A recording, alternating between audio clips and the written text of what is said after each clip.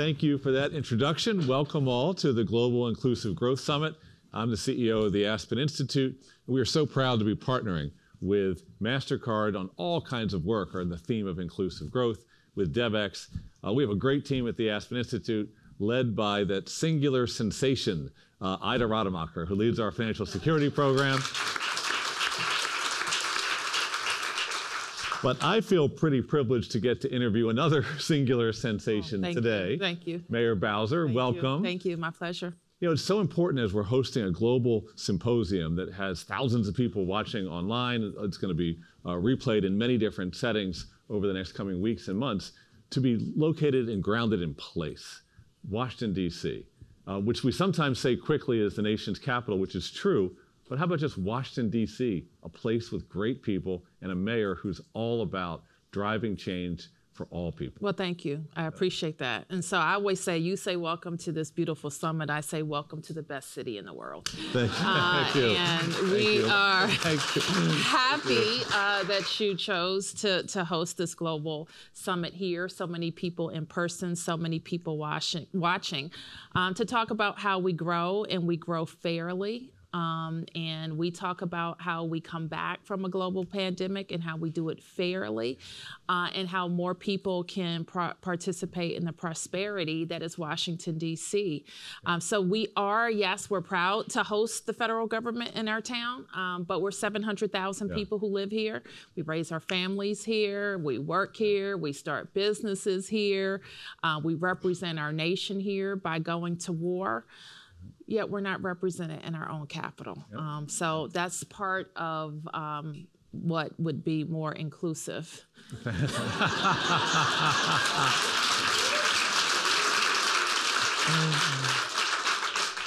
So tell us about this concept, inclusive growth, which we think about in economic terms, but which you've identified we need to think about more broadly. Yes. How do you think about it? Well, we think about it as a city that for many years, over the last 15 years, Washington, D.C. has really experienced a renaissance. And then we've had a bump with coming back from COVID, but for 15 years, we've grown pretty strongly. And part of that means many, many, many new people have moved to Washington, and it put a lot of pressure on those of us who were born and raised here. So oftentimes in my administration, when we talk about inclusive growth, we talk about, yes, we want to attract paying jobs. Yes, we want to grow our population. Yes, we want more businesses. Yes, we want more development. But we want the people who have lived here during the good times and the bad times to be able to afford to live here. So what that has meant for us is, how do we grow wages and how do we build more affordable housing? Exactly that. Some people, well, anybody leading a big city would be worrying about gentrification because it's almost an inevitable dynamic of growth that will at least be talked about. How do you mitigate some of the adverse effects of gentrification? Well, I don't know that we've always gotten it right in D.C., but now we get to experience kind of the other side of the coin. I've told people in D.C. we have a position called Advisory Neighborhood Commission. That's where you started, And I was first elected. It's a volunteer position. You represent 2,000 of your neighbors. I was on our legislature for 8 years, and now I've been mayor for 8 years. And in all that time, I've kind of had the same approach. I believe very strongly that neighborhoods don't stay the same. They get better, they improve, we invest in them, or we watch them decay. So it's our job to make those investments while bringing people along with us. No one wants to be a town that neighborhoods are decaying in, or that people won't move to. So you're shrinking in your population, or businesses can't start and grow in your town. So we have a growth mindset, but we also, because of that growth, we've created a kind of prosperity that allows us to invest in people in ways that cities across America they can't do, and we've been able to do. I say that we're kind of experiencing the other side of the coin because in all of my years of elective office, we've been growing. But what COVID has done is it's kind of put a little wrinkle in some of our downtown prosperity, which flows down to our revenues, which flows down to our ability to invest in some of the amazing programs that we've put into families.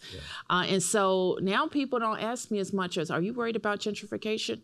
They're asking me, how are we going to make sure that we're growing our population downtown while maintaining our rich diversity? And so we continue to focus on that. So as the mayor doing many critical things every single day, one thing you do is you connect with the private sector and help the private sector be able to envision how it could participate in a growth strategy. Absolutely. Fair and equitable. Absolutely. And any thoughts about what that means for a mayor to do that? How do you do that? It means a lot of different things. It means making sure that we're laying out a vision, and every 5 years we create an economic strategy plan. And I just launched our most recent 5-year plan, and we've dubbed it the Comeback Plan. And it allows the private sector to see where the government is going to be and how they can be supportive. And, we encourage them. We don't do the same thing. So we want them to do the things that they're good at, and we're going to work on the things that we're good at. Part of our strategies this year I've set a goal to diversify the people and uses in our downtown. We're like 90% commercial in our downtown, which is not like a good mix, especially now. So we want to add 15,000 residents. We want to increase Black wealth in DC. And we have been pretty intentional and candid about talking about how we get there, and investing in our high schools and our high growth job market so that people in DC are getting good paying jobs. You need a good paying job to live a comfortable life here. We want to create more Black homeowners in DC. I tell the story of how buying a little house in a good neighborhood changed my life in many ways, because it allowed me to buy something, invest in it, and I've used that house to support all of my crazy ideas over the years. And we know that gives people freedom and choice. So you're a pro-growth mayor, but you've thought about how growth can benefit the whole community. Absolutely. How we have to lean in to equitable growth and lean in to fair growth. Yeah. Is there anything you would love to see the private sector writ large, now beyond the city, but writ large for our country, engage in the work together, which was actually what the Aspen Institute was founded to do, of building a better society with all sectors contributing? Right. I think one of the biggest things that I think the private sector can help us with is employment for people who have barriers to employment. And what I know about going around town and for many, many years is people want to work. They don't always know how to get there and to get to the type of job that is going to provide them a good life and a sustainable life. And so I think the private sector, in looking at, does everybody need to have a 4-year college degree? If people have been justice involved, how do we get them back into productive life? How do we have workplaces that support young moms and make sure that they can work? And how are we being supportive of programs right now that we have piloted in DC that is meant to be an off-ramp to public benefits? Yeah. And so we have people who really, their barrier to getting a good paying job is that they have a young family. They need to figure out how to support their family, put a roof over their head, but they can work. Yeah. And they want to work. And they want that off-ramp to show them how to get to a good paying job. So that's important. It's to ask the private sector and all of us to widen our aperture about what we think when we think of growth. Who works, where they work, how they work, how we support them. Absolutely. Years back when I was at Georgetown University as a professor, and I founded a program for out of school, out of work, younger people who were justice involved. That program's been around for 40 years, and it's really made a difference. Just what you say, young people given the opportunity will rise. Absolutely. And structure. Yeah. And being around trusted adults that can show them how. We assume a lot, especially those of us who've been privileged to have great examples of work and family and love and challenge. And we can't assume that every kid has that. If every kid had that, wow. Yeah. So I called you a pro-growth mayor. Now I want to call you a pro-human, pro-community, pro-equity, pro-growth mayor. Thank you. Thank you. I'll take that. Will you say a little bit about the role the education system plays in the vision you have for this city? Right. Well, we're very proud of our public schools, and one of my predecessors, Mayor Adrian Fenty, kind of set the bold vision that the mayor should be responsible for schools, and more than that, not responsible, but accountable for the outcomes that we produce in our schools. And some 15 years ago now, they call it mayoral takeover, but really it's a system of mayoral accountability. And that's what we have in DC. So I'm among few mayors that run schools. And I hired the chancellor. We have an incredible teaching staff.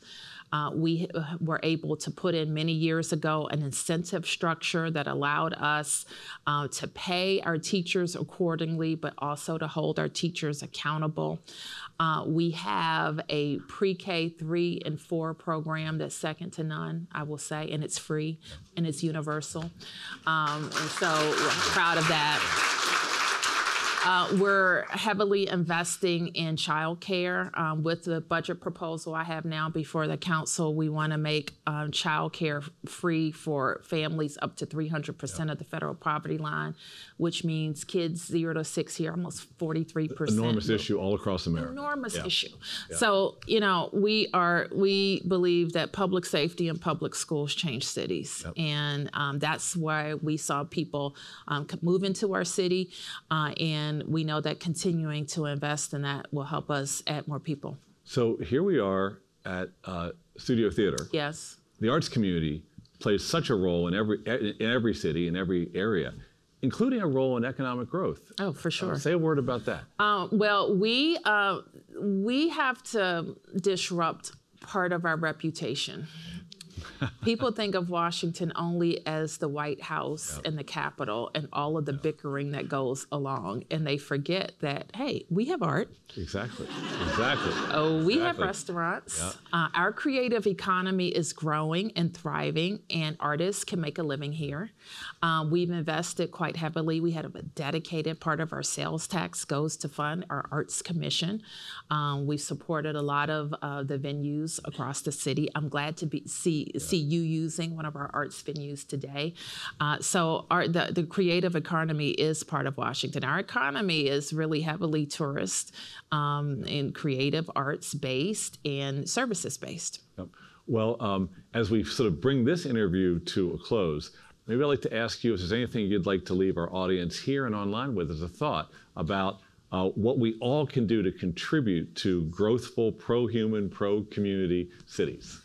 Absolutely. I think focusing on what we can do for young families and having young families be able to afford to live in cities where there are high opportunities, great schools, arts and entertainment, transportation, that will allow kids to have a great life. Mayor Muriel Bowser, thank you so much for hosting us. Thank you.